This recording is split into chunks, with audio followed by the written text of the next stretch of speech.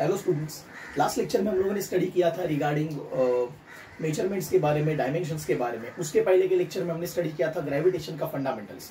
आज हम लोग स्टडी करने वाले हैं एक डिपार्टमेंट है फिजिक्स का जिसे बोलते हैं मैकेनिक्स। जैसे कि मैंने आपको पहले भी बताया था कि फिजिक्स जो है वो बहुत सारे डिपार्टमेंट्स में डिवाइडेड है। जैसे कि अगर हम बात करें mechanics, waves, thermal, correct, electricity, magnetism, modern physics, ऐसे अलग अलग डिपार्टमेंट्स में फिजिक्स जो होता है वो डिवाइडेड होता है। जिसमें से हम फिलहाल जो स्टडी करने वाले वो मैकेनिक्स की करने वाले। एक बहुत सिंपल, हम सोचते हैं कि मैकेनिक्स बाप रे कितना बड़ा सब्जेक्ट होगा, ये क्या होगा। डोंट वरी, बहुत सिंपल है ये सब कुछ। हम लोगों ने स्पीड, वेलोसिटी, इनके बारे में स्टडी किया हुआ है। आज के इस लेक्चर में हम वही डिस्टेंस, डिस्प्लेसमेंट, स्पीड, वेलोसिटी, इसके बारे में स्टडी करेंगे और आपको मैं बताऊंगा कि ये किस तरीके से सब कुछ चलता है। करेक्ट। सो हम लोगों ने अब आगे जो भी जितना भी स्टडी हम लोगों ने पीछे किया है उसको हम लोग थोड़ा सा ब्रशअप करेंगे। करेक्ट। सो आज का हमारा जो टॉपिक रहेगा सबसे पहले that will be what is distance and what is displacement. फिर हम देखेंगे what is speed and what is velocity. For an example, generally हम लोग जब देखते हैं डिस्टेंस और डिस्प्लेसमेंट के बारे में मैं आपको बता देता हूं पहले। स्पीड एंड वेलोसिटी हम बाद में रिकॉर्ड्स के जरिए देखेंगे। अगर सपोज मैं बोलता हूं मेरा है ना एक दोस्त था बचपन में जिसका नाम था घनश्याम, अब उसको गन्नू बुला देते हैं, ठीक है। एक बार क्या हुआ था, मैं और वो गए थे गार्डन। करेक्ट। हमारे और काफी सारे दोस्त भी थे, पिकनिक सा था, छोटे थे हम लोग। करेक्ट। सो हुआ यूं कि वहां पर जो कॉन्सेप्ट मैं बताने जा रहा हूं उसका जो नाम है वो है डिस्टेंस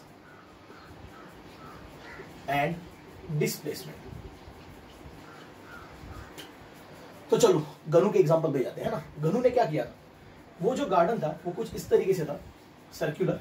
करेक्ट। और उस गार्डन के बाहर चलने के लिए एक वॉकवे था। वॉकवे मतलब आपको पता है कि आप उसके ऊपर जनरली राउंड मार सकते हो गार्डन के बाहर, ठीक है ना। सो ये था गार्डन का सेंटर। हम दोनों ने पार्क में एंटर किया, यहां से पार्क का एंट्री था। हम दोनों ने पार्क में एंटर किया। करेक्ट। बाकी के दोस्त इधर उधर चले गए, ये पार्क था और हमें पहुंचना था इधर, बिकॉज ये सर्कल का जो ग्राउंड था उसके बाद यहां पर जो था वो गार्डन था बहुत बड़ा, हमें वहां पर पहुंचना था। करेक्ट। सो क्या किया हम लोगों ने, मैं यहां पर था, वो यहां पर था। करेक्ट। मैंने ऐसा पूरा रास्ता कवर करके मैं यहां पर चला गया। करेक्ट। लेकिन गन्नू था स्मार्ट, ठीक है, उसने क्या किया, ऐसे ही चला गया सीधा। करेक्ट। वो अलग बात है, उसने गालियां बहुत खाई, बिकॉज बीच में जो था वो ग्राउंड का क्यूरेटर था, मतलब ग्राउंड को ठीक करने वाला, ग्राउंड को देखभाल करने वाला जो बंदा था वो था। और ये गन्नू भागते भागते गया, उसने गालियां बहुत मारी उसे। That is a different thing. But मुद्दा ये है कि मैं ऐसे गया और गन्नू ऐसे। करेक्ट। अगर हम बात करते हैं what was the initial position of both of us, हमारा इनिशियल पोजीशन था ये। What was the final position of both of us, हमारा फाइनल पोजीशन था ये। फिजिक्स में position is very important. Correct. What is position? The space which you occupy at a certain time, एक certain time पे जो आप space occupy करते हो एक रेफरेंस पॉइंट से, उसे बोला जाता है position. So it is a space occupied by a person और अ बॉडी और a particle referred with a certain point. मतलब एक सर्टेन पॉइंट से आपका जो स्पेस है, अभी एक सर्टेन पॉइंट इधर है और स्पेस इधर है, तो यहां से इसका जो डिस्टेंस रहेगा that will be the position. Right. So कौन से पोजीशन पे आप हो, शुरुआत में आप यहां पर हो, फिर आप यहां पर हो। सो व्हाट इज द पाथ 1, जो मैंने पाथ कवर अप किया था वो था पाथ 1, वो था ये। And what is the path 2, जो गन्नू ने कवर किया था, व्हिच वाज 2। करेक्ट। सपोज अगर मैं बोलता हूं कि इस रास्ते का ये जो सर्कल है इसका जो रेडियस है वो 7 मीटर का है, let us consider. So the radius is 7 metre. Now question is what is distance and what is displacement. So दो पोजीशंस के बीच में आप जो भी रास्ता कवर करते हो उसे बोला जाएगा distance. So the path length, path length मतलब रास्ते का length, path length covered by the particle between two positions will be called as distance. Correct. So अगर हम बात करें तो इसके और इसके बीच में जाने वाले जो हम दोनों ने रास्ते लिए वो अलग अलग लिए। मैंने लिया ये रास्ता, गन्नू ने लिया ये रास्ता। कोई ऐसे भी जा सकता था, ऐसे, कोई ऐसे भी जा सकता था, यहां से ऐसे। तो ये सारे रास्ते जो है these all paths will be called as distances। So distance मतलब दो पोजीशन के बीच का कोई भी रास्ता, कोई भी, कितने भी, और दो पोजीशन के बीच में कितने रास्ते पॉसिबल है, आंसर इज एग्जैक्टली इन्फिनिटी। कितने रास्ते पॉसिबल है, इन्फिनिटी। आप यहां से यहां पर कई रास्तों से जा सकते हो। आप ऐसे जा सकते हो, ऐसे जा सकते हो, ऐसे जा सकते हो, यहां से घूम के मार्केट के मतलब गार्डन के बाहर से दूसरे गेट से यहां पर आ सकते हो, आप यहां से ऐसे निकल के पूरे सिटी के 2 चक्कर मार के वापस यहां पर आ सकते हो। इसका मतलब है कि यहां से यहां पर पहुंचने के इनफाइनाइट रास्ते हैं, हम इनफाइनाइट रास्तों से जा सकते हैं। So there are infinite distances between any two position, correct. Now question is what is displacement. So displacement, सबसे पहली बात मैं आपको बता दूं, डिस्प्लेसमेंट भी डिस्टेंस ही होता है, बट ये एक स्पेशल डिस्टेंस है। कैसे? Displacement is the shortest path और शॉर्टेस्ट डिस्टेंस, सबसे छोटा distance. It is the shortest distance between any two positions. So अगर ऐसा ही है, सो ये पहला पोजीशन है, ये दूसरा पोजीशन है, क्या आप बता सकते हो कि इन दोनों में से या फिर इन दोनों में पहुंचने वाला सबसे शॉर्टेस्ट रास्ता कौन सा? एग्जैक्टली ये रास्ता, correct, because a straight line is the shortest distance between any two points. कोई भी 2 पॉइंट्स के बीच का शॉर्टेस्ट डिस्टेंस, जिसे हम डिस्प्लेसमेंट बोलते हैं, वो हमेशा एक स्ट्रेट लाइन होता है। मतलब घनु ने जो डिस्टेंस कवर किया था वो क्या था? It was a displacement, correct. सो इसका क्लियरली मतलब है, अगर मैं सवाल पूछता हूं that this is position A and this is position B, what is the distance जो मैंने ट्रैवल किया, मतलब ये path, and what is the displacement जो घनु ने ट्रैवल किया, मतलब ये हम फाइंड आउट कर सकते हैं। कैसे? Very simple. अगर मुझे बोलना है व्हाट इज द डिस्टेंस, तो इट इज वेरी सिंपल। मैंने ये रास्ता कवर किया, this whole complete circle is a circumference. So what is only this path? This path is half of the circumference. So what is the formula for circumference? Yes, it is 2 pi r. So what is the half of the circumference? It is pi r, correct? Okay, so what is distance? It is pi r, correct? Pi हम दो values ले सकते हैं, या तो 3.14 या फिर 22/7। Generally हमें मालूम है कि पाई के साथ मल्टीप्लाई होने वाला नंबर अगर 7 के टेबल में आता है तो हम 22/7 ले लेते हैं, करेक्ट। सो इधर तो r का वैल्यू तो 7 ही है, सो हमने ये 7 ले लिया इधर, और पाई का वैल्यू है 22/7, तो हुआ ये कि 7 और 7 हो गया कैंसल, और हमारा आंसर आ गया 22 मीटर्स। क्या आंसर आ गया हमारा? 22 मीटर्स। अच्छा, अब अगर हम बात करते हैं व्हाट इज द डिस्प्लेसमेंट, तो अगर हम यहां से यहां पर जाते हैं, सो that is a displacement. But अगर हम गौर से देखें, अरे सर ये तो डायमीटर है, that is a diameter of the circle. So right now the displacement is diameter, so it is diameter, that is, and what is the value of diameter? It is 2r, so that will be 2 into 7, so it is 14 metre. इसका मतलब है यहां से यहां पर पहुंचने का सबसे छोटा रास्ता जो है वो 14 मीटर है, and that is the displacement, correct. बाकी आप 22 मीटर से भी जा सकते हो, 24 मीटर से भी जा सकते हो, 2 किलोमीटर घूम के भी आ सकते हैं, that is a different thing. So that is distance, but displacement is what? 14 metre, correct. इसमें कुछ प्रॉब्लम वैसे तो नहीं होना चाहिए। अब अगर एक और एग्जांपल हम लेते हैं, जैसे कि यहां पर सपोज घनु के मम्मी ने घनु को बोला ये काम कर, जा मार्केट जा एंड 5 किलो चावल लेके आ, ठीक है। अब घनु यहां पर, घनु मार्केट गया, घनु का मार्केट इधर है, ठीक है। सो दिस इज घनुज home and this is market.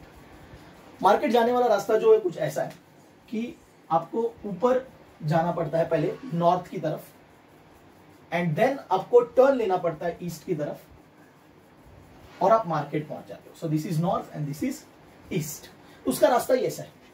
So in that case अगर ये होम है, यहां से अगर घनु नॉर्थ की तरफ जाता है और सपोज वो 8 मीटर चलता है, मार्केट बहुत नजदीक है, दूर नहीं है, और फिर वहां से ईस्ट की तरफ टर्न लेता है, and that is 6 metre, correct. So right now घनु है यहां पर, और बाद में वो पहुंचेगा यहां पर। Now question is what is the distance travelled by Ghanu and what is the displacement covered by Ghanu. तो डिस्टेंस कितना ट्रेवल किया उसने और डिस्प्लेसमेंट कितना कवर हुआ उसे, है ना। सो डिस्टेंस कैसे हम निकालेंगे? जो ये ब्लैक लाइन है, सो it is very simple that distance is कितना ट्रेवल किया उसने, यहां से पहले ये रास्ता लिया, फिर यहां से ये रास्ता, so it is 8 + 6 that is 14 metre.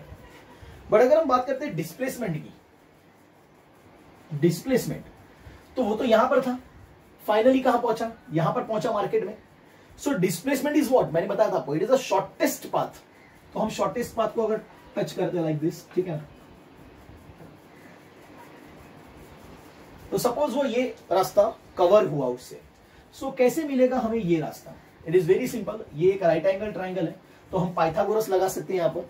So this side which is x, इसका स्क्वायर जो है x square is equal to 8 square plus 6 square. Now x square is 8 square. What is 8 square? 8 square is 64। What is 6 square? 6 square is 36। 64 plus 36, we know that it is 100. So x square is 100. What is x is equal to? x is equal to 10 metre. मतलब जो displacement cover हुआ उसे actual में वो ऐसे गया क्या? नहीं, ये तो एक्चुअल में स्लम एरिया, यहां से अगर जाएगा तो बिल्डिंग लगेंगी बीच में ही घर आएगा किसी का कुछ। एक्चुअल में उसने ये डिस्टेंस ट्रेवल नहीं किया है, उसने ट्रेवल किया 8 metre north, 6 metre east, correct. But उससे जो डिस्प्लेसमेंट कवर हुआ वो था 10 metre. So distance is travelled which is 14 metre, displacement is covered, उससे कवर हो गया अपने आप। वो कितना है? 10 मीटर। सपोज अगर मैं बोलता हूं कि वो यहां से इधर गया, इधर से इधर आया, मार्केट से चावल लिया घनु ने, वापस घर पे आया। So what is the starting position? Home. What is the ending position? Home. So what is the distance travelled? Sir 8 plus 6 14, 6 plus 8 14, 14 plus 14 28 metre is the distance travelled by Ghanu. सही है? सही है। What is displacement travelled? Displacement कितना travel किया होगा उसने? Think सोचो। 0। आपका आंसर 0 आया। अगर 0 आया तो आपका आंसर करेक्ट है। क्यों करेक्ट है? बिकॉज सर उसका स्टार्टिंग पोजीशन था होम, सब घूम के वो वापस आ गया घर पे ही। So what is the shortest distance between initial position and final position? Initial भी होम, फाइनल भी होम, घर से ही निकला, घर पे ही आ गया, नादान परिंदा। ठीक है, तो इसका मतलब है उसका डिस्प्लेसमेंट जो है वो क्या हो गया? 0। कितना हो गया? 0। इन शॉर्ट अगर आप वहीं से निकलकर घूम के इधर उधर जाके अगर वहीं पर पहुंच जाते हो तो आपका फाइनली डिस्प्लेसमेंट जो होता है वो कितना होता है? 0 होता है। सो ये कॉन्सेप्ट हमने अब यहां पर सीखा हुआ है। अब इसको हम प्रॉपरली स्लाइड्स के जरिए आगे की तरफ देखेंगे, करेक्ट। हेलो स्टूडेंट्स, तो अभी हमने जो देखा वो था कि what is the distance and displacement. अब हम थोड़ा सा स्लाइड के जरिए देखेंगे कि what is speed and velocity. ठीक है ना, तो डिस्टेंस डिस्प्लेसमेंट भी जानेंगे हम लोग और स्पीड और वेलोसिटी के बारे में भी हम लोग क्या करेंगे? स्टडी करेंगे। ठीक है, सो आपका ध्यान पूरी तरीके से किस पे होना चाहिए? स्लाइड्स पे होना चाहिए। Very good. सो जस्ट बढ़ते आगे, चलो पे अटेंशन। सो जैसे कि आपको अभी स्लाइड में दिख रहा है कि डिस्टेंस एंड डिस्प्लेसमेंट, तो यहां पर जैसे कि मैंने आपको बताया था कि भाई मेरा दोस्त घनु, उसका क्या है कि अगर वो घर में है, सपोज यहाँ पर आपको दिख रहा है होम, करेक्ट। सो अगर वो घर पे है, जैसे कि यहाँ पर होम है, और अगर वो स्कूल जाता है तो है ना, उसकी एक आदत है क्या कि अगर सपोज सुबह में उसको स्कूल जाना है, सुबह का स्कूल है, तो जनरली वो ऐसे भागते भागते, क्योंकि जल्दी जल्दी हम उठते हैं, ठीक है, और एकदम एंड मोमेंट पे भागना होता है स्कूल में, तो उस वक्त वो ऐसे सीधा जाता है घर पे, ठीक है, मतलब स्कूल में। लेकिन जब उसे जाना होता है, वापस घर पे आना होता है, तो ऐसा रास्ता लेके आता है, कभी ऐसा दुकान के पास जाके खड़ा होकर टाइम पास मार के घर पे आता है। इन शॉर्ट क्या है कि घर से स्कूल जाने के उसके बाद बहुत सारे रास्ते हैं, ठीक है। सो दीज ऑल वेज, जो कि आपको ब्लू, ग्रीन और रेड कलर से दिख रहे हैं, these all paths will be called as distance. Exactly, very good. जो मैंने आपको समझाया था कि इट इज एनी पाथ और it is a path length that is between the two positions.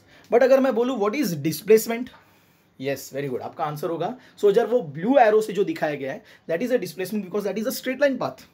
सो जैसे कि मैंने आपको बताया that it is a straight line path और it is the shortest distance between any two positions which will be called as displacement, correct. Okay, अब अगर example जैसे कि मैंने आपको बताया था थोड़ी देर पहले, वही घनु का, ठीक है, कि उसको घर से निकलना था, है ना। सो घर से निकला वो, फिर थोड़ा ईस्ट में गया सपोज, फिर नॉर्थ में गया, फिर वो मार्केट पहुंचा, right. So in whole process उसने जो डिस्टेंस ट्रेवल किया वो ब्लू एरो से दिखाया गया है, बट जो उसका डिस्प्लेसमेंट है वो कितना कवर हुआ है? रेड एरो से, है ना। सो वो हमने एक सम के जरिए भी वहां पर देख लिया था। सो ये जो था, ये क्लैरिटी हमें ऑलरेडी आ चुका है कि what is distance and what is displacement. So हम डेफिनेशन देख लेते हैं इसका। What is distance? It is a path length travelled by particle between two positions, correct. और डिस्प्लेसमेंट की अगर हम बात करें, so it is the shortest distance between two positions, correct. Okay, अब अगर आप गौर से देखो तो यहां पर एक ऐसी चीज आपको बताई गई है जो शायद आपने इसके पहले स्टडी ना की हो। डिस्टेंस में लिखा गया कि it is a scalar quantity and displacement में लिखा गया it is a vector quantity. So now we must understand what is scalar and what is vector. इसके बारे में हम अलग से स्टडी करेंगे, बिकॉज 11th स्टैंडर्ड के सिलेबस में आपको अलग से चैप्टर है, तो उसका स्टडी हम वहां पर करेंगे। लेकिन एट द सेम टाइम मैं आपको यहाँ पर थोड़ा बहुत इसके बारे में समझाना चाहता हूँ। कुछ ऐसी क्वांटिटीज होती है, फिजिकल क्वांटिटीज, मतलब कुछ ऐसी फिजिक्स में चीज़ें होती हैं जिनको डायरेक्शन बताने की ज़रूरत नहीं होती, बस कितना वैल्यू है उतना बता दो, डायरेक्शन क्या है उसकी ज़रूरत नहीं होती, ठीक है। ऐसे क्वांटिटीज को बोला जाता है स्केलर क्वांटिटी, ठीक है। अब इसका एक एग्जांपल मैं देता हूँ। सपोज अगर मैं 10 किलो अनाज लेने जा रहा हूँ कहीं पर, ठीक है। सो वो 10 किलो जो है, वो 10 जो है वो मैग्नीट्यूड है, किलो जो है वो यूनिट है, दैट इज ओके। बट वो 10 किलो मैं कहीं पर लेके जाऊं, कहीं पर भी लेके जाऊं, नॉर्थ लेके जाओ, साउथ लेके जाओ, ईस्ट लेके जाओ, उससे कोई लेना देना नहीं। वो 10 किलो तो 10 किलो ही रहेगा। इसका मतलब है इस एग्जाम्पल में डायरेक्शन मैटर नहीं करता है, सिर्फ वैल्यू मैटर करती है, मैग्नीट्यूड मैटर करता है। इसीलिए स्केलर क्वांटिटी का डेफिनेशन होता है, it is a physical quantity which is only dependent on the magnitude. सिर्फ वैल्यू कितना है वो पता होना चाहिए, that's it, no direction required. अब बात करते हैं कि what is a vector quantity. जैसे कि आपको दिख रहा है यहाँ पर वेक्टर क्वांटिटी लिखा गया है ना, correct. So what is the vector quantity? Vector word का मतलब ये होता है the one which is dependent on direction. So vector quantity, it is a physical quantity which depends upon magnitude as well as direction. मतलब वो कितना value है उस पर डिपेंड तो करेगा ही, but at the same time वो डायरेक्शन पे भी डिपेंड करता है, ठीक है। अब इसके दोनों के भी मैं एग्जांपल देता हूँ। जैसे स्केलर क्वांटिटी का मैंने बताया था मास, है ना, वैसे एक और एग्जांपल है वर्क, करेक्ट, एक और एग्जांपल है टाइम। बट अगर हम बात करते हैं वेक्टर क्वांटिटी की, सो जो एग्जांपल है जैसे कि आपको दिख रहा है, डिस्प्लेसमेंट भी एग्जांपल है उसका, है ना, वेलोसिटी भी उसी का एग्जांपल है, करेक्ट, फोर्स भी उसी का एग्जांपल है। तो मैं आपको वेक्टर क्वांटिटी एक सिंपल से प्रोसेस से समझाता हूँ, जस्ट पे अटेंशन। अगर मैं बोलता हूँ कि ये कोई ब्लॉक है, इसके ऊपर मैं टोटल मिलाकर 16 न्यूटन का फोर्स लगाने वाला हूं, ठीक है ना, तो ये बॉक्स कहां जाएगा? अगर ये सवाल है कौन से डायरेक्शन में बॉक्स मूव होगा। सो मैंने बता तो दिया कि मैंने टोटल 16 न्यूटन का फोर्स मैं लगाने वाला हूं, ठीक है, दो फोर्स लगाने वाला हूं, दोनों का मिलके वैल्यू जो होगा वो 16 न्यूटन होगा। सपोज मैं पहला वाला फोर्स जो वो 10 न्यूटन लगाता हूं और दूसरा वाला फोर्स जो वो 6 न्यूटन लगाता हूं, ठीक है, उस बॉडी पे। और मेरा सवाल है कि ये बॉडी किधर जाएगी। तो अब आपके दिमाग में आएगा, सर आपने बता तो दिया दोनों का वैल्यू कि बाबा 10 न्यूटन है और 6 न्यूटन है, लेकिन वो आप कौन से डायरेक्शन में इस बॉक्स पे लगा रहे हो उससे डिसाइड होगा ना कि वो बॉक्स कहां जाएगा। एग्जैक्टली यही वो पॉइंट है कि अगर मैं सेम दो एग्जांपल्स लेता हूं, ठीक है, जैसे कि ये वही बॉक्स है, अगर मैंने पहले केस में इस पे फोर्स ऐसे लगाया 10 न्यूटन और दूसरा फोर्स भी उसी डायरेक्शन में लगाया 6 न्यूटन, तो ये बॉक्स जो है वो इसी डायरेक्शन में आगे जाएगा with the force of 16 Newton, तो डायरेक्शन ये रहेगा। बट अगर मैं दूसरा एग्जांपल लेता हूं जिसमें मैंने 10 न्यूटन ऐसे लगाया है, सो मैं कलर चेंज कर रहा हूं अभी फिलहाल इसका, ठीक है ना। अगर मैं 10 न्यूटन मैंने ऐसे लगाया है और 6 न्यूटन अगर सपोज मैंने अपोजिट डायरेक्शन में मेरे दोस्त को बोला, गन्नू चल अपोजिट डायरेक्शन से यहाँ पर इस बॉक्स पे फोर्स लगा, सो अब ये बॉक्स जो है वो 16 न्यूटन से आगे नहीं जाएगा, अब ये बॉक्स जो है वो 10 - 6 मतलब 4 न्यूटन से आगे जाएगा। अंडरस्टूड, समझ में आ गया ये? मतलब अब जो आंसर था दोनों केस में वो चेंज हो गया। पहले केस में 16 न्यूटन से आगे जाएगा, बट दूसरे केस में क्या हो गया, इट इज ओनली 4 न्यूटन, है ना। सो ऐसा क्यों हुआ? बिकॉज जो फोर्स हमने लगाया है उसका डायरेक्शन चेंज किया है। It means this thing depends upon direction also, hence it is a vector quantity. तो force is a vector quantity, है ना। इसके बारे में हम प्रॉपर्ली देखेंगे। डिस्प्लेसमेंट भी वेक्टर क्वांटिटी है, ठीक है। Distance is a scalar quantity. अब ये कैसे, वो मैं आपको बताता हूँ। ये रहा हमारा घनु, आपने बोला था ना, मतलब घनु को सर कैसे दिखता है घनु, ये देखो ये घनु हमारा ऐसे दिखता है, ठीक है। सो इस घनु, ठीक है। अब अगर ऐसा ही है सो घनु क्या होगा, घनु एक जगह पे था खड़ा, ठीक है, इट इज अ 0 किलोमीटर जैसे कि आपको दिख रहा है। उसका घर 2 किलोमीटर पे है और स्टारबक्स का कॉफ़ी शॉप जो है वो 1 किलोमीटर पे है, ठीक है। उसको अपने दोस्तों के साथ बैठ के कॉफ़ी पीना था। तो क्या किया, सबसे पहले उसके पास सबसे पहली चीज़ खुद का ही बर्थडे, दोस्तों को कॉफ़ी शॉप में पार्टी देनी है और पैसे नहीं है जेब में, तो वो क्या किया, यहाँ से निकला और पहले अपने घर पे गया, ठीक है। गौर से देखिए इसने कैसे जर्नी किया है, देखो ऊपर वो पिंक एरो से दिखाया कि पहले वो घर पे गया, करेक्ट, ईस्ट में उसका घर है 2 किलोमीटर पे, घर पे गया, पैसे लिए और रिटर्न आया और स्टारबक्स कॉफ़ी शॉप के अंदर आके बैठ गया, करेक्ट। तो यहाँ से फिर उसने रिटर्न मारा, तो वो भी पिंक कलर से दिखाया गया। अगर आप गौर से देखो यहाँ पर एग्जाम्पल में आपको दिखेगा, करेक्ट।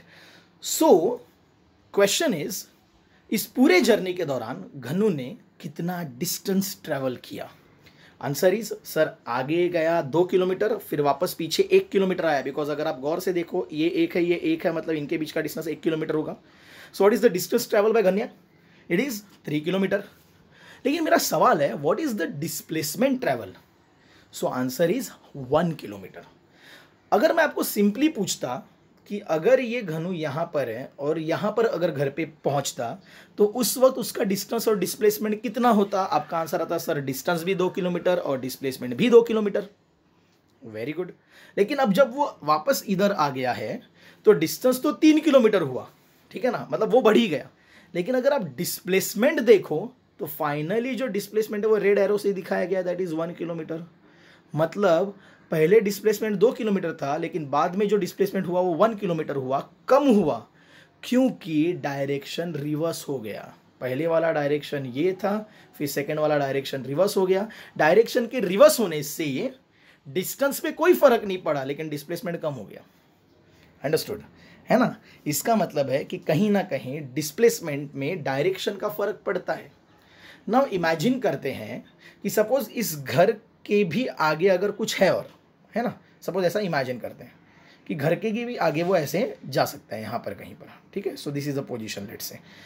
अगर मैं बोलता हूँ, गौर से ध्यान दो, घर से ये पोजीशन भी 1 किलोमीटर है। कितना किलोमीटर है? 1 किलोमीटर। सो आपको समझ में आ रहा है मैं क्या बोल रहा हूँ। ये जो घर है वहाँ से ये जो पोजीशन है वो भी 1 किलोमीटर, ऐसा मान के चलते। अगर घनु कंटिन्यूसली घर से, उसका मूड होता कि मुझे स्टारबक्स नहीं आना है, मुझे जो है ना वो मैकडी जाना है, और मैकडी जो है वो यहाँ पर है, जैसे कि आप देख रहे हो, मैंने आपको बताया मैकडी जो है वो इस पोजीशन पे सपोज। तो क्या करता, यहाँ से निकलता, घर जाता और वहाँ से मैकडी जाता सीधा। तो टेल मी उसका डिस्टेंस और डिस्प्लेसमेंट कितना होता? एग्जैक्टली डिस्टेंस होता ये 2 किलोमीटर प्लस 1 मतलब 3 किलोमीटर, और डिस्प्लेसमेंट भी स्ट्रेट लाइन है तो कितना होता? 3 किलोमीटर। लेकिन अब अगर घनु स्टारबक्स आता है तो डिस्टेंस कितना हो जाता है? फिर भी 3 किलोमीटर, लेकिन डिस्प्लेसमेंट कितना है? 1 किलोमीटर, है ना। ये जो मैंने पहले बताया था, ये फर्क जो है वो डिस्टेंस में नहीं आया। डिस्टेंस तो दोनों वक्त 3 किलोमीटर है, भले आप डायरेक्शन चेंज करो या ना करो, आप सीधे जाओ या रिटर्न आओ, डिस्टेंस पे कोई फर्क नहीं पड़ा, वो तो 3 किलोमीटर ही है। लेकिन डिस्प्लेसमेंट में फर्क पड़ा। जब आप सीधा मैकडी की तरफ गए उस वक्त आपका डिस्प्लेसमेंट 3 किलोमीटर था, लेकिन जब आप रिटर्न स्टारबक्स की तरफ आए सो सेकेंड केस में आपका जो डिस्प्लेसमेंट था वो 1 किलोमीटर। इसका मतलब है displacement depends upon direction. Exactly. So ये बहुत इंपॉर्टेंट कॉन्सेप्ट है जो कि मैंने आपको बताया। अब अगर हम बात करते हैं स्पीड एंड वेलोसिटी, तो ये तो आपने स्टडी किया है आपके लोअर स्टैंडर्ड्स में। Speed is what? It is a distance travelled पर यूनिट टाइम, कि एक सर्टेन टाइम में कोई भी बॉडी कितना डिस्टेंस ट्रैवल करती है उसको मेजर करने के लिए हम क्या लेते हैं? स्पीड का क्वांटिटी लेते हैं।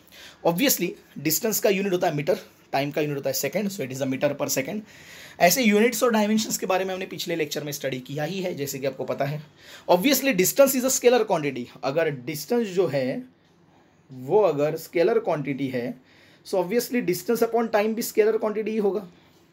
Similarly velocity is a displacement covered पर यूनिट टाइम। तो ये फर्क है स्पीड और वेलोसिटी का। सो उसी टाइम में कितना डिस्प्लेसमेंट कवर हुआ है वो आपको कैलकुलेशन में लेना होता है। ऑब्वियसली वेलोसिटी जो होगी वो स्केलर होगी या वेक्टर होगी? Yes, very good. जो है डिस्प्लेसमेंट वेक्टर है तो वेलोसिटी भी क्या रहेगा? वेक्टर ही रहेगा। Correct, okay. So in that case ये तो चीज़ें हमें पता है। चलो यहाँ पर अगर आप गौर से देखो तो आपको यहाँ पर एक फॉर्मूला दिखेगा DST, है ना, where D is distance, S is speed and T is time. अगर आपको चाहिए होगा कि व्हाट इज D, जो भी चाहिए उसके ऊपर हाथ रखो तो आपको आंसर मिलेगा। D पे अगर हम कवर अप करते हैं, D को अगर हम कवर अप कर लेते हैं, ठीक है, so D is equal to ST मतलब स्पीड इनटू टाइम। वही अगर हमें चाहिए होगा व्हाट इज स्पीड तो डिस्टेंस अपॉन टाइम। वही अगर हमें चाहिए होगा what is time, what is time so it is distance upon speed. Correct. तो ये फॉर्मूले जो है, ऐसे वाले फॉर्मूले अपने ओम्स लॉ वगैरह में बहुत बार सीखे हुए हैं, ऐसे बहुत फॉर्मूले बनते हैं जनरली। करेक्ट। सो ऐसे केस में ये जो कॉन्सेप्ट मैंने आपको सिखाया है, डिस्टेंस, डिस्प्लेसमेंट, स्पीड, वेलोसिटी, इसी के जरिए अब हम आगे जाएंगे और 11th स्टैंडर्ड का साइंस का एक कॉन्सेप्ट सीखेंगे जिसे हम कहते हैं average speed. Correct. So be ready. Average speed अभी मैं बता रहा हूं आपको जस्ट कि what is average speed. Pay attention. Hello. So अभी हमने जो देखा है वो था concept of speed and velocity. Distance and displacement भी हमने देख लिया। आज हम थोड़ा आगे का स्टडी करेंगे। 11th स्टैंडर्ड में आपको एक कॉन्सेप्ट है जो कि आपको जेईई और नीट जैसे एग्जामिनेशन में, इवन सीईटी के एग्जामिनेशन में बहुत यूज में आता है, and that concept is average speed. ठीक है, स्पीड तो हमने देखा। What is speed? Speed is sir distance travelled per unit time, मतलब एक सर्टेन टाइम में हम कितना डिस्टेंस ट्रेवल करते हैं। Okay. What is velocity? Sir displacement travelled per unit time, so कितना डिस्प्लेसमेंट हमने कवर किया। Okay fine. बट हमारा जो कॉन्सेप्ट है अभी का वो थोड़ा सा एक लेवल आगे का है। Which is not on your 10th standard level, ये थोड़ा आगे का है, करेक्ट। और ये जो लेवल है इट इज एवरेज स्पीड। सो देखते हैं एवरेज स्पीड के बारे में। सो हमारा अभी का जो कंटेंट है वो है एवरेज स्पीड, ठीक है। सो एवरेज स्पीड को जानने से पहले we must understand what is instantaneous speed. तो सबसे पहले हमें क्या देखना पड़ेगा, व्हाट इज इंस्टेंटेनियस स्पीड।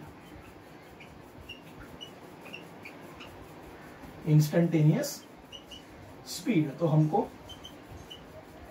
इसके बारे में देखना है। इंस्टेंटेनियस स्पीड, इमेजिन करते हैं कि सपोज हमारे पास, हम एक गांव जा रहे हैं हमारे, ठीक है, और हमारा गांव जो है लेट्स से, चलो एग्जांपल लेते हैं कोई भी एक एग्जांपल, जैसे कि मेरा गांव है, ठीक है।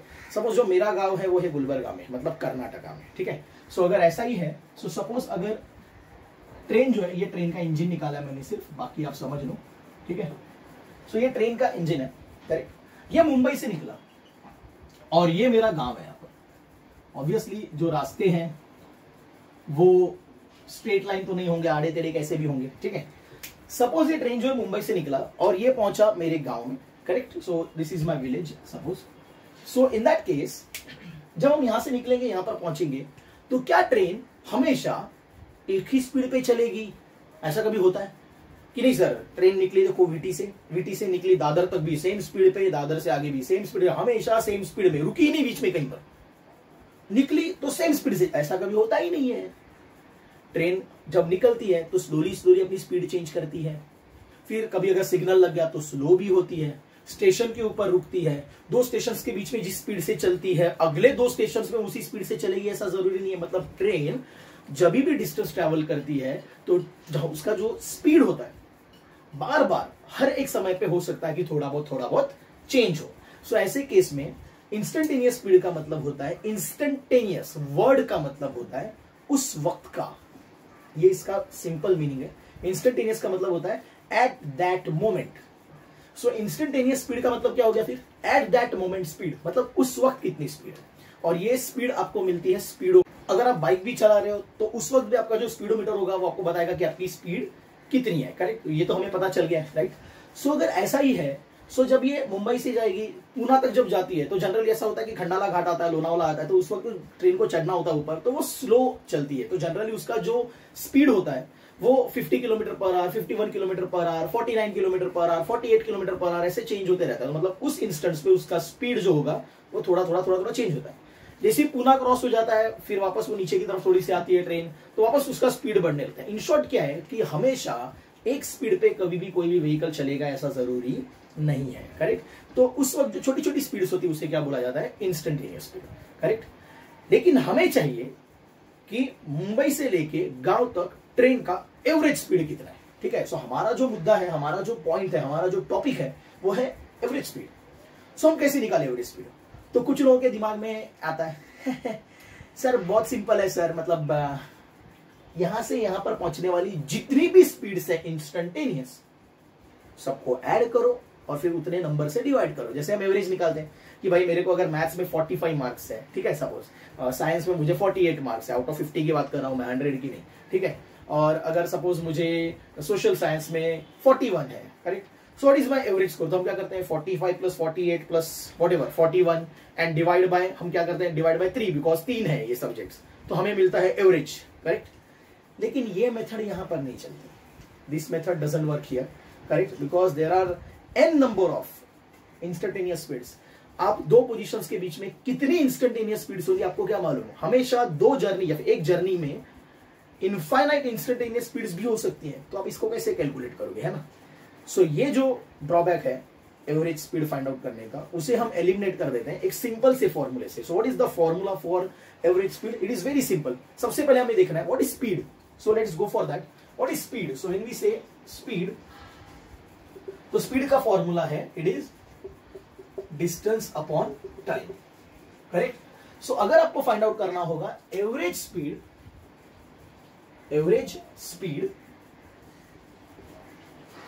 सो आपने क्या करना है, बस इस फॉर्मूले में एक वर्ड दोनों तरफ डालना है और वो है टोटल। क्या डालना है? Word total. So it should be total distance divide by total time. In short average speed अगर मुझे फाइंड आउट करनी है मेरे मुंबई से लेके विलेज तक। सो मैं ये देखूंगा कि मुंबई से विलेज तक ट्रेन कितना डिस्टेंस उसने कवर किया टोटल, जो कि अप्रोक्सीमेटली 600 किलोमीटर है मेरे गांव तक। और यहां से यहां तक जाने के लिए ट्रेन ने शुरू से लेके एंड तक, मतलब यहां से जैसे पहिए शुरू हुए से लेकर वहां पर जब पहिए रुके, ट्रेन के व्हील्स रुक गई, वहां तक कितना समय लिया। जनरली जितना मुझे पता है, मुझे मेरे गांव जाने के लिए 10 घंटे लगते हैं, ठीक है। सो इसका मतलब है अगर हम ये लॉजिक यहां पर अप्लाई करें, सो what is the average speed अगर हम फाइंड आउट करें मेरे गांव के लिए, सो हम फाइंड आउट करेंगे v average is equal to, मैंने बताया आपको कितना टोटल डिस्टेंस लगता है मेरे गांव जाने के लिए, इट इज 600 किलोमीटर। सो चलो किलोमीटर में ही रखते हैं इसे, है ना। सो इट इज 600 किलोमीटर। अच्छा मैंने बताया अप्रोक्सीमेटली 10 घंटे लगते हैं। सो इन दैट केस चलो 10 आवर्स ही ले लेते हैं। What is 600 by 10? Wow, very scholar. So it is 60। कितना है? 60। सो आंसर आ गया हमारा 60। बट सर वी है, यूनिट क्या होगा, मीटर पर सेकेंड या किलोमीटर पर आवर? यस, इतने तो स्मार्ट हम हैं कि अगर मैंने ये किलोमीटर में लिया या आर में लिया तो ऑब्वियसली जो यूनिट आएगा वो किलोमीटर पर आवर है। सो इसका मतलब है पूरे जर्नी का जो एवरेज स्पीड होगा मेरा वो रहेगा 60 किलोमीटर पर आवर। लेकिन ऐसा जरूरी नहीं है ना कि हमेशा ट्रेन 60 पे ही चले, कभी कभी वो रुकेगी भी, पुणे में 5 मिनट रुकेगी, सोलापुर में 5 मिनट रुकेगी, है ना। मतलब इन शॉर्ट क्या है कि स्पीड कभी कभी जीरो भी होगा उसका। लेकिन हम बात करते हैं जब एवरेज की, तो ये कितनी बार रुका, कितनी बार चली, कितनी बार सिग्नल पे रुकी, इससे हमको कोई लेना देना नहीं है। हमें जो लेना देना है वो सिर्फ इतना है कि what is the total distance covered, what is the total time taken, that's it. Correct. So अगर यही है तो हमें कुछ सम्स इसके ऊपर सॉल्व करने हैं, ठीक है। तो हम इसके ऊपर कुछ सम सॉल्व करेंगे जिससे आपको क्लैरिटी आएगी और थोड़ी सी, ठीक है। तो ये कॉन्सेप्ट हो गया। अब इसके ऊपर आधारित मैं एक सम लूंगा, ठीक है, जिससे आपको क्लियर हो जाएगा कि इन सबको कैसे सॉल्व करना हो। तो जस्ट पे अटेंशन।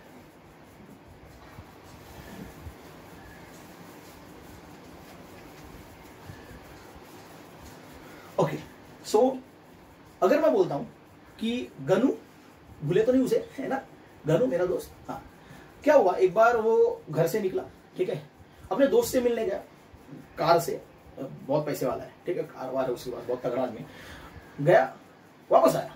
करेक्ट। हुआ क्या, उसने जब वो घर से निकला यहाँ से, ठीक है, सो ये उसका होम है, करेक्ट, और यहाँ पर सपोज उसके दोस्त का घर है, मतलब दिस इज फ्रेंड्स होम, ठीक है। जब वो गया, सो सपोज वो 20 किलोमीटर पर आवर की स्पीड से गया, करेक्ट। लेकिन जब वो आया रिटर्न, तो सपोज 30 किलोमीटर पर आवर की स्पीड से आया, correct. So in that case सवाल ये है कि इस पूरे जर्नी के दौरान उसका एवरेज स्पीड कितना था, ठीक है। तो कुछ लोग बोलते हैं sir average is very simple, 20 plus 30 50 divide by 2, क्योंकि 2 बार किया है जर्नी उसने, 25, है ना, ऐसा हमें लगता है। लेकिन ये करेक्ट आंसर नहीं है, जैसे ये मैंने आपको बताया था, है ना। सो हमें क्या करना होगा, लेट अस कंसीडर कि होम से लेके फ्रेंड के घर तक जो डिस्टेंस है वो हमें नहीं बताया, कोई बात नहीं, हम उसे लेंगे x। क्या लेंगे हम उसे? x। ओके। सो अब जैसे कि मैंने आपको बताया था, what is the formula for average speed, total distance divide by total time. तो इतना तो हमें क्लिक हो गया है कि सर टोटल डिस्टेंस हमें पता है कि अगर वो घर से निकला, फ्रेंड के पास गया, फ्रेंड से निकल के वापस घर में आया, तो टोटल डिस्टेंस उसने कितना ट्रेवल किया है, x plus x, 2x। Total distance का हमारे माइंड में पूरा क्लैरिटी है। So total distance is 2x। इसको ध्यान में रखते हैं, भूल भी सकते हैं ना हम लोग, तो इक्वेशन नंबर 1 ले लो, 1, ठीक है। ओके, अब इसके आगे हमें देखना है कि यहां से यहां पर पहुंचने का टाइम कितना है और फिर यहां से यहां पर पहुंचने का टाइम कितना है, ताकि हमें मिले what is the total time taken, है ना। सो सपोज अगर मैं बोलता हूं होम टू फ्रेंड के घर पे मतलब जाने का जो टाइम है उसे हम लेते हैं t1। तो जो टाइम यहां पर उसने लिया है उसे हम क्या लेते हैं, t1। और जो फ्रेंड से वापस होम आने का टाइम है घनु के, वो है t2, करेक्ट। सो अगर ऐसा ही है, so let's go, correct. How to find time? Sir time के बारे में तो कुछ नहीं पता है, कोई बात नहीं, आपको डिस्टेंस तो पता है x है, स्पीड तो पता है 20 है, तो कोई बात नहीं, हम उससे फाइंड आउट कर लेंगे। सो कैसे निकालेंगे, पे अटेंशन। हमें जो फॉर्मूला यूज आता है यहाँ पर वो आता है वेलोसिटी इज इक्वल टू, फिर speed is equal to distance divide by time. ये फॉर्मूला यूज करके हम इसी फॉर्मूले से ये भी बोल सकते हैं कि अगर velocity is distance upon time, so what is time is equal to distance upon velocity, correct है। सो ये जो फॉर्मूला है वो हम अब यहां पर यूज करेंगे, ठीक है। सो हम कैसे यूज करेंगे, हम पहले निकालेंगे T, that is T1. So T1 is equal to distance. Tell me, home से फ्रेंड के घर पे जाने के लिए गन्नू ने कितना डिस्टेंस ट्रेवल किया, x. Very good. So distance is x divided by कितने स्पीड से वो ट्रेवल हुआ, it is 20. Sorry yes 20. Correct. So it is 20. इसको भी ऐसे ही रखेंगे. करेक्ट. ओके, अगर हम बात करते हैं व्हाट इज T2. T2 मतलब इधर से इधर आने का, फ्रेंड से होम आने का, मतलब घर पे आने का. What is the time. So कैसे फाइंड आउट करेंगे आप. Very good. शायद कुछ लोगों ने सोचा होगा. T2 इज इक्वल टू वापस यहां से आने का डिस्टेंस जो है वो कितना है, x. And what is the speed, 30. Now अगर मैं आपको एक सिंपल सवाल पूछता हूं, यहां से यहां पर जाके वापस यहां पर आने में कितना टोटल टाइम लगा है, तो आपका आंसर क्या होगा. Very good. Total time t is T1 plus T2. Correct. So that is x by 20 plus x by 30. Correct. हम इसे सॉल्व कर लेते हैं, क्रॉस मल्टीप्लाई सबको आता है. 30x plus 20x divided by 30 into 20. 30 into 20 is what, 600. So that is what t. ये हमें मिला equation 2. Correct. What is average speed का formula, v average is equal to, yes very good, क्या था, total distance divide by total time. Correct. So what is total distance, total distance कितना लिया इसने, 2x. What is the total time taken, 30x plus 20x. 30x plus 20x मतलब कितना हो जाता है, 50x डिवाइड बाय 600. करेक्ट. सो हमने अगर ये 0 0 यहीं पर काट दिया, 5x डिवाइड बाय 60, तो यहां पर हम लेंगे 5x डिवाइड बाय 60. जैसे आपने सीखा है कि ये डिवाइड बाय में तो 60 ऊपर जाके मल्टीप्लाई हो जाएगा. So it will be 2x into 60 divide by 5x. Correct. Exactly. यहां पर ये x कैंसिल हो गया, मतलब डिस्टेंस नहीं भी दिया होगा सम में तो भी हम ये सम सॉल्व कर पा रहे हैं. Correct. Now 60 divide by 5 is 12 and हमारा फाइनल आंसर आएगा 12 2 जार 24 किलोमीटर पर आवर. सो हमने जो नॉर्मली एवरेज से सोचा था 25, वो आंसर नहीं है, 24. ये मैंने घनु के एग्जांपल से आपको सम तो समझा दिया. ये सम एक्चुअल में IIT JEE के जो सम्स होते हैं उसमें से एक है. पहले एक एग्जाम आता था AIEEE करके, वो एग्जामिनेशन जो था all India engineering entrance exam, उसमें ये सम आया हुआ था. बस उसके अंदर एक ही फर्क था कि उसके अंदर घनु नहीं था, उसके अंदर था अ पर्सन. बाकी ये पूरा सम ऐसा ही था. और उसमें 4 ऑप्शन में एक ऑप्शन 24 भी दिया था और एक ऑप्शन 25 भी दिया था. और स्टूडेंट जनरली जब एवरेज बोलते हैं 20 और 30 का एवरेज 25, तो 25 क्लिक नहीं करना है, answer is 24, which is very simple. So हम ऐसे ही सम्स के साथ अब आगे बढ़ेंगे. आज का हमारा सेशन हम यहीं पर खत्म करते हैं. ठीक है. नेक्स्ट लेक्चर में जब हम मिलेंगे तो मैं आपको किसी और फिजिक्स के डिपार्टमेंट के अंदर लेके जाऊंगा, वहां पर हम और बेसिक्स की स्टडी करेंगे. सो ये जो लेक्चर है इसे आप YouTube पे भी देख सकते हो. सो YouTube पे मेरा जो चैनल है सिद्धेश सर फैंटास्टिक फिजिक्स, उसके अंदर आप इसे स्टडी कर सकते हो. आपको कोई स्टोरेज करने की जरूरत नहीं, डेटा आपका वो जो होगा उधर सेव हो जाएगा. ठीक है. सो और जैसे आपको लेक्चर अच्छा लगे आप लाइक करो, सब्सक्राइब करो, तो आपको और अच्छे अच्छे वीडियोज यहाँ से मिलते रहेंगे. So thank you so much.